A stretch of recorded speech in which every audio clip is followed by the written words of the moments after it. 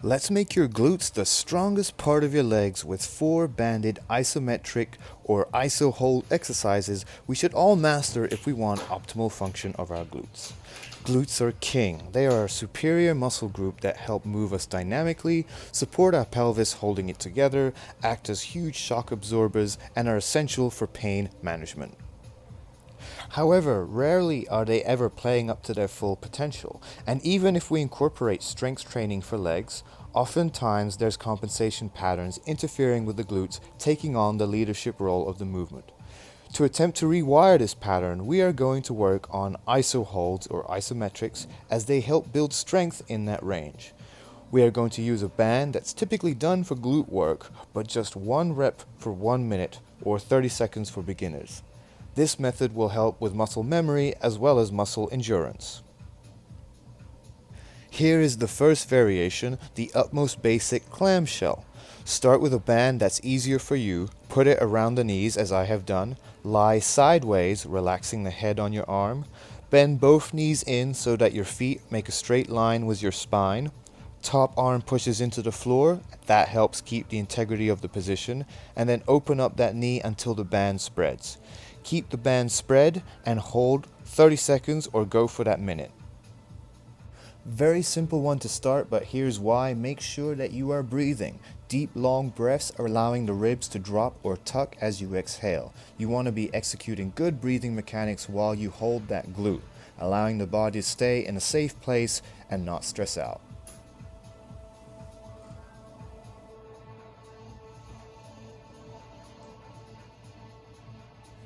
Next, we move on to a harder variation called side-lying ABduction or abduction. The starting position will be very similar to that of the previous one. Only difference is the top leg is straight and will lift up and kick back. So almost like a sideways running pattern. You want to make sure you are extending your leg back against the band as if you are driving through with that leg in a sprint.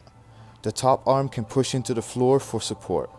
Don't worry about how high you lift the leg, rather focus on pulling it back. The top leg kicks back while the bottom leg drives down, pushing into the floor, stabilizing for that next step essentially. Above all, keep the band spread, 30 seconds for beginners, 1 minute for advanced. Deep, long breaths make the time go by.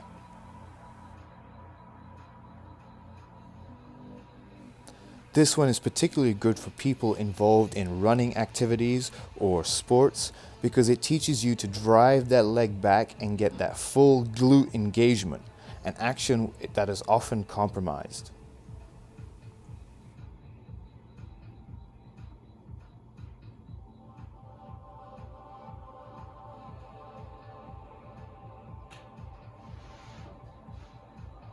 Here comes the hardest variation, the side hip bridge clamshell. You will position yourself on your forearm like a side plank.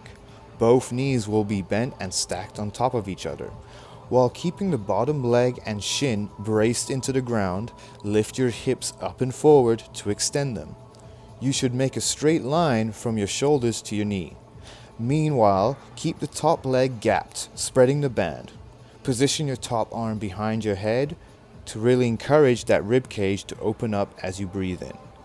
And of course, don't forget to breathe deeply with this one. Multiple things working at one time, challenging lateral stability in 3 areas while also challenging the hip hinge motion on one leg. Are very important to develop strength here.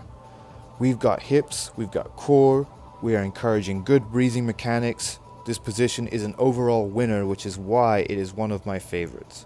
And again, 30 seconds aside for beginners and 1 minute per side for advanced. I think this is essential for anyone involved in sports due to the lateral stabilization, but also the incorporation of multiple planes of movement here. That's very functional to life. So therefore, everyone would benefit from this one. Great for knee pain, hip pain, lower back pain, shoulder pain, if you are able to get into the position pain-free. So it covers a lot of your bases.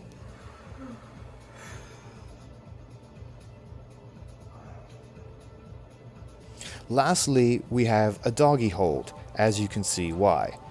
Here's an important emphasis. Arms stay locked out. Push yourself away from the floor as much as possible. Now hold that and don't let that compromise as you lift your leg. 45 degrees height is good. Hold and breathe deeply. Encourage air into your upper back as you inhale. Getting our shoulder stabilizers really working, our core working, breathing mechanics again while your glute pushes itself to its endurance max. 30 seconds to start, 1 minute to work up to. So who needs these? Ultimately, this protocol is essential for knee pain management, but as I have mentioned before, this will help with lower back pain and hip problems too. Plus, it will also translate to your walking abilities and daily functions, which all benefit from increased glute activity. So whether you are in pain or not, having your glutes be the most resilient part of the lower body will serve our needs. And in order for us to get them there, on top of lifting weights and doing lots of glute loading movements, don't forget to check out the glute loading series in the show notes, we should do isometrics or iso holds so that the glutes become king as they should be.